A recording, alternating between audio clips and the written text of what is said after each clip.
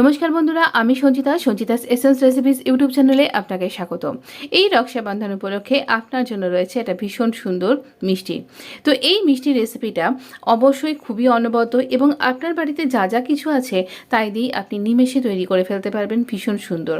তো এই সুন্দর মিষ্টিটা আপনি বাড়িতে খুব ইজি কী করে তৈরি করতে পারেন তার জন্য চলুন আমরা রেসিপিটা দেখব।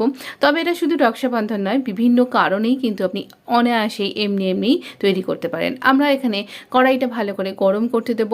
এখানে না আমি দুধ থেকে কাটিয়ে নিয়েছি ছানাটা, আর ছানাটাকে না সন্দেশ তৈরি করবার মতন যেভাবে স্ক্রাম্বল করে ভালো করে আমরা মেখে নিই একদম স্মুথ, সেরকম করবার দরকার নেই। তো কড়াইটা গরম হয়ে গেলে 2 চামচ মতন রোজ ওয়াটার আমি এখানে দিলাম। আপনি নর্মাল জলও ব্যবহার করতে পারেন।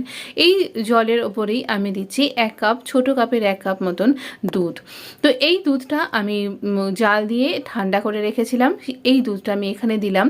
যতক্ষণ না দুধটা ফুটে উঠছে ততক্ষণ অবধি আমাদের এটাকে একটু তলাটা নাড়িয়ে যেতে হবে। দেখুন দুধটা ভালো করে ফুটে উঠেছে, বেশ টকবক করেই ফুটছে। তো এই রকম পর্যায়ে আমরা এই ছানাটা দিয়ে দেব। এই ছানাটা এরকম স্ক্রাম্বল অবস্থাতেই থাকবে, এটাকে ভালো করে ম্যাশ করবার কোনো দরকার নেই। আর একদম টাটকা ছানা হবে, সেটাতেই করলেই খুব ভালো হয়। তাই বাড়িতে তৈরি করে নিতে পারেন ছানাটা। এবারে আমরা দিয়ে দেব স্বাদ অনুযায়ী চিনি। আমি এখানে 6-7 চামচ মতন দিচ্ছি, আপনি আপনার ইচ্ছা মতন দিন। কয়েকটা লবঙ্গ আমার চিনি থেকে বেরিয়ে এসছে। আসলে এই বর্ষার মধ্যে চিনির কৌটোর মধ্যে অনেক সময়তেই পিঁপড়ে চলে আসছে, আর সেই পিঁপড়ের জন্য আমি এরকম লবঙ্গ দিয়ে রাখি। এতে কোনো স্বাদ গন্ধের হেরফের হবে না, বরঞ্চ আরও বেশি এনহ্যান্স হয়ে যাবে। পরে আমরা রান্না শেষে এই লবঙ্গগুলো ফেলে দেব। এই রকম করে চিনিটা মেল্ট হওয়ার জন্য খুব জল একটা ব্যাপার হলো।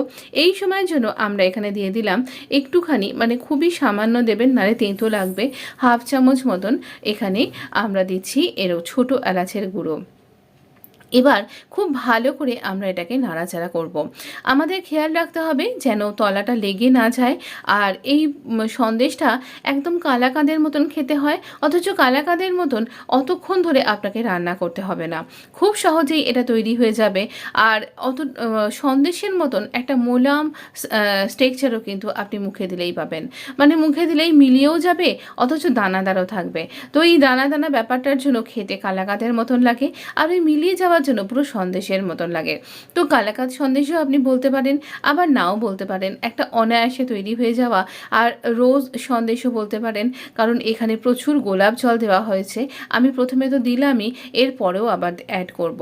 তো এটা দেখতেই পাচ্ছেন আস্তে আস্তে কালারটা চেঞ্জও হয়ে যাচ্ছে, আর জিনিসটা আস্তে আস্তে ঘন হতে থাকছে। এখানে আপনি আপনার স্বাদ অনুযায়ী চিনিটা ব্যবহার করুন, আর আমরা এটা সমানে নাড়াচাড়া করব। আর এই রকম করে এটাকে রেডি করতে থাকবো। দেখুন আমি আবার একটু 1 চিপি মতন রোজ ওয়াটার এখানে ব্যবহার করলাম। তবে অনেকেরই এই গোলাপ জলের গন্ধটা ভালো লাগে না, তাহলে তিনি এটাকে স্কিপ করতে পারেন। তো এখানে এরকম করে এটা নাড়াচাড়া করছি, করতে এটা দেখুন আস্তে আস্তে একটা মন্ডের মতন পর্যায়ে চলে আসছে।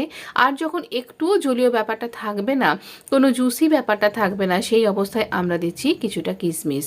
তো এটা তৈরি হয়ে গেছে, সেই অবস্থায় আমরা কিশমিশটা দিচ্ছি। এতে না স্বাদ আরও বাড়বে, আপনি এর সাথে বাদামও দিতে পারেন, তাহলেও খেতে আরও ভালো লাগবে।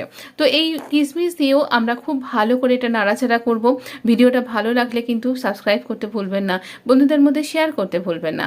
আমি না এই রকম কিছু মোল্ড নিয়ে নিয়েছি সিলিকনের, আপনি কাগজের যে মোল্ডগুলো হয় তাতেও সার্ভ করতে পারেন। তো এখানে আমি ডাইরেক্ট এইভাবে সার্ভ করছি। একটু ঠান্ডা করে নিয়েছি সার্ভ করবার আগে। আর দেখুন তলাতে কিচ্ছু লেগে যায়নি, একদম সমান সুন্দরভাবে এটা চলে এসছে। আর এতে না কালাকাঁদের মতন আপনাকে সেট করবারও দরকার নেই। এই রকম মোল্ডের মধ্যে দিয়ে ডাইরেক্ট আপনি এই মোল্ড শুধুই অতিথিকে সার্ভ করতে পারেন, বা আপনার রক্ষাবন্ধন উপলক্ষে করছেন, তাহলে পারে আপনি এটাকে আপনার দাদা বা ভাইকেও কিন্তু এই রাখির জন্য আপনি অনায়াসেই কিন্তু সার্ভ করতে পারেন। ভীষণ কালারফুল দেখতে লাগে, খেতে তো অনবদ্যই। একবার ট্রাই করেই দেখুন না, ভীষণ সুন্দর। আমি এখানে যেহেতু কিশমিশ দিয়েছি তাই কিশমিশ দিয়েই সার্ভ করছি। আর অবশ্য করে কিন্তু আমার আবেদন রইল, একটু লাইক শেয়ার সাবস্ক্রাইব করে আমার পাশে থাকবেন। আর ভালো থাকবেন, সুস্থ থাকবেন। আপনার সাথে দেখা হবে খুব তাড়াতাড়ি। ধন্যবাদ বন্ধু, অবশ্যই ভালো থাকবেন। ধন্যবাদ।